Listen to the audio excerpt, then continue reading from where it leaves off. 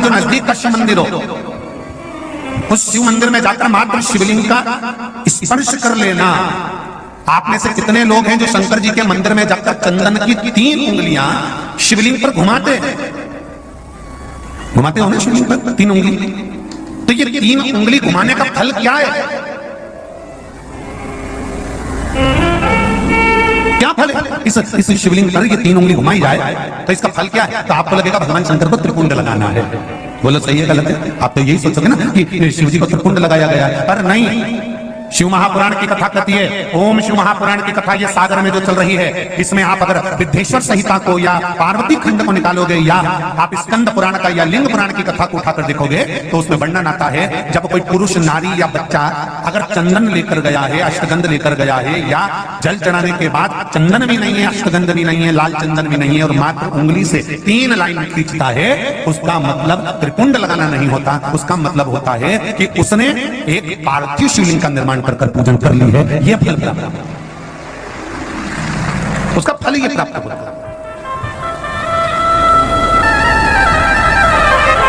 अब आप कभी तक सोचते थे कि हमने तो चंदन लगा दिया, हम तो भगवान को चंदन की लाइन खींचेंगे, हम भगवान को त्रिपुंड बनाकर आए। त्रिपुंड नहीं,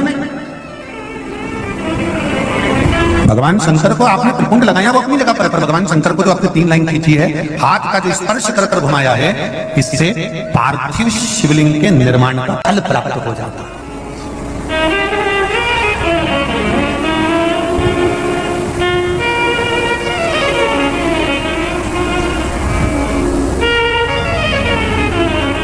विशेष जब कामना रहती है, विशेष कामना, आज आपका मन कर गया 108 चावल के दाने मेरे को शिव जी को चढ़ाना है, 108 चावल के दाने मुझे शंकर भगवान को चढ़ाना। विशेष आज आपके मन में कोई मनोरथ बड़ा है, कोई कामना बड़ी है, और बाबा से आपने विनती करी कि मेरा ये कार्य अटक रहा है, आप पूरा करोगे, मुझे विश्वास है।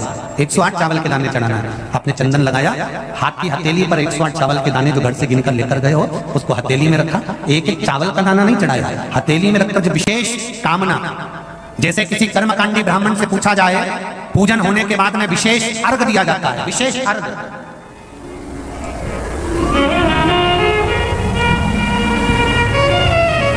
उसी तरह विशेष कामना के लिए तो महापुराण की कथा चल रही है, बार बार नहीं मिलेगी। और जितने लोग आस्था पर सुन रहे हैं, जितने लोग फेसबुक यूट्यूब पर सुन रहे हैं, वो भी ध्यान लगा। पुण्य शिव महापुराण की कथा की ये 3 बेलपत्र में 3 पत्तियां होती हैं।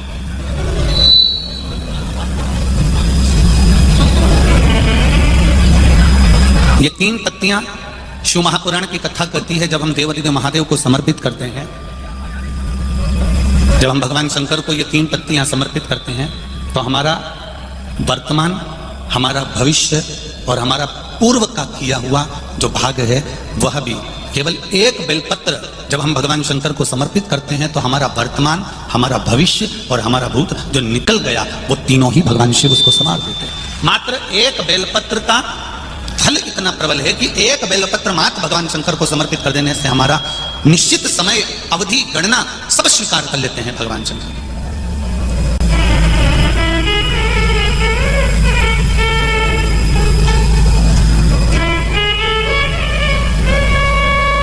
एक बेलपत्र की 3 पत्तियां नहीं है। एक बेलपत्र में जो ब्रह्मा विष्णु महेश हैं, एक बेलपत्र में जो हमारा जीवन है, एक बेलपत्र में जो हमारे देव अधिदेव महादेव विराजमान है, एक बेलपत्र में जो माँ जगज्जननी दुर्गा भवानी विराजमान है, एक बेलपत्र में जो नारायण लक्ष्मी विराजमान है, एक बेलपत्र में जो ब्रह्मा ब्रह्माणी विराजमान है, एक बेलपत्र के अंतर्गत जो मेरे देव अधिदेव महादेव की 64 योगनियां विराजमान है, एक बेलपत्र के अंतर्गत 33 कोटि देवी देवता विराजमान है, एक बेलपत्र के अंतर्गत संपूर्ण ब्रह्मांड का सुख विराजमान है। वो बेलपत्र कोई साधारण नहीं होती। शिव को चढ़ा देने पर वो बेलपत्री का सुख हमारे जीवन पर्यंत।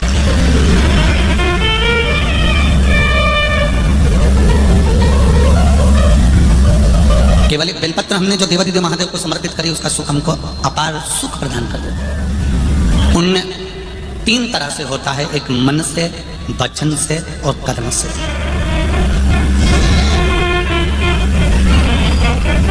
जरा ध्यान देना,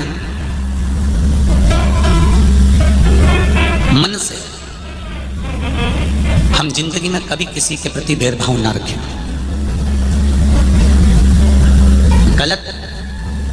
अगर भोजन किया है तो हम गलत सोचेंगे, पर यदि भोजन करने के बाद भी हमने अगर भगवान के चरणारविंद का मात्र थोड़ा सा चरणोदक, थोड़ा सा अमृत तत्व ग्रहण कर लिया है, तो जो हमने भोजन ग्रहण भी करा है और मालूम पड़े कोई गलत जगह का भोजन कर लिया है और हमने शंकर भगवान पे चढ़ा हुआ वो जल थोड़ा सा हमने पी लिया है, तो हमारे भीतर अगर गलत भोजन चले भी गया है तो ये निश्चित है उस भोजन को शिव का चढ़ा हुआ चरणों तक पवित्र कर देता है, गंगा का जल मानकर उसको शुद्ध कर देता है।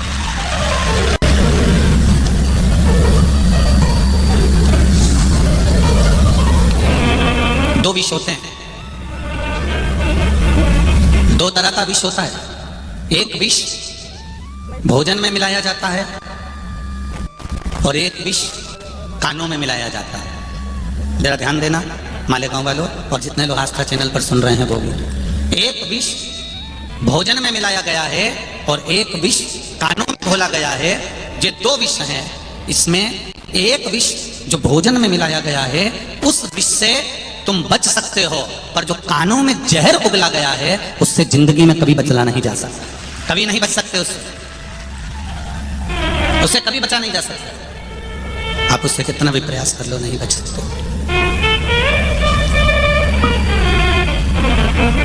भोजन कई लोग कहते हैं गुरुजी ये एक लोटा जल तुम कहां से लेकर आए हो, ये एक लोटे जल की महत्वता कहां से लेकर आए हो।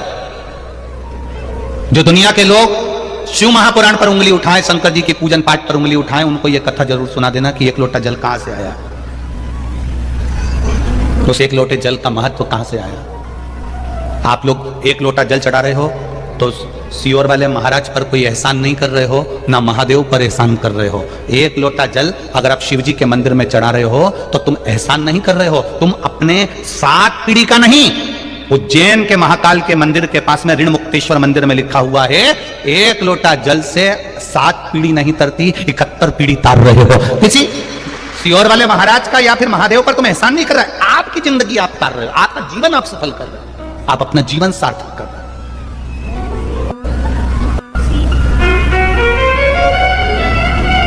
इस कहां से आया एक लोटा जल।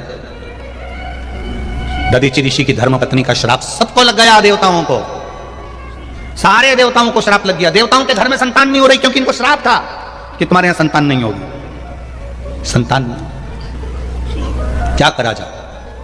पार्वती जी ने भी मन में विचार करा कि ये तो श्राप लगा है देवताओं को, अब करना क्या चाहिए। पार्वती जी ने एक व्रत रखा जिसका नाम था पुण्यक व्रत। कौन सा व्रत है, जम के बोलो पुण्यक। कौन सा व्रत है, पुण्यक व्रत। पार्वती जी ने एक व्रत रखा जिसका नाम था पुण्यक व्रत। मां पार्वती वो व्रत 1 वर्ष तक होता है। उस व्रत में 1 वर्ष तक भगवान का पूजन करना, 1 वर्ष तक किसी ना किसी वृक्ष के नीचे बैठकर भगवान की पूजन करना, 1 वर्ष तक वृक्ष के नीचे बैठकर उसी पत्ती का सेवन करना जिस वृक्ष के नीचे बैठे। यह पुण्यक व्रत माता पार्वती जी ने करा 1 वर्ष। किस लिए करा था, श्रेष्ठ संतान की प्राप्ति के लिए, श्रेष्ठ पुत्र की प्राप्ति के लिए। दिल से अगर कुछ करोगे, दिल से आप भगवान से प्रार्थना करोगे तो वो दिल से देता भी है। एक पत्र आया देखो, श्रीमती राजकुमारी ठाकुर, पति श्री रमेश सिंह ठाकुर, ग्राम पलारी, जिला बालोदा बाजार, भाटापारा। कहीं बैठी हो तो हाथ हिलाइएगा। आप ही हैं, दोनों हाथ हिला दो एक बार। श्री शिवाय नमस्तुभ्यम, एक बार वापिस हिला दीजिए। श्री शिवाय नमस्तुभ्यम। मेरे भोले बाबा का क्या बखान करूं गुरुदेव, मेरे पास शब्द नहीं है। मेरी झोली मेरे बाबा ने भर दी है। मेरे पुत्र एवं पुत्र वधू ललिता नम्रता ठाकुर, जिनकी शादी को 14 वर्ष हो गए थे, 14 वर्ष होने पर भी उनके यहां संतान का सुख नहीं था। सारे डॉक्टरों को गांव से लेकर शहर तक इलाज करवाया, टेस्ट भी करवाया, पर संतान का सुख नहीं था। डॉक्टर ने भी मना कर दिया कि 14 साल हो गए हैं, अब मुश्किल है क्योंकि इनको संतान का सुख नहीं हो पाएगा। सब आस छोड़ दी। ऐसी कोई जगह नहीं थी जहां सिर नहीं झुकाया, जिस जगह पर हम लोग गए नहीं, बैठे नहीं, प्रणाम नहीं करा, सब कुछ करा। जो जो जिसने बताया वो सब करा, पर 14 वर्ष तक संतान नहीं गुरुदेव। 4 वर्ष तक हमने सारे उपाय करे, 10 वर्ष हमारे ऐसे ही निकल गए, हमने फिर छोड़ दिया बाबा का। 14 साल हो गए। 14 के बाद महापुराण की कथा टीवी पर आई। तब मेरी बहन ने मुझे किया शिवपुराण कथा का। मैंने पुत्र वधू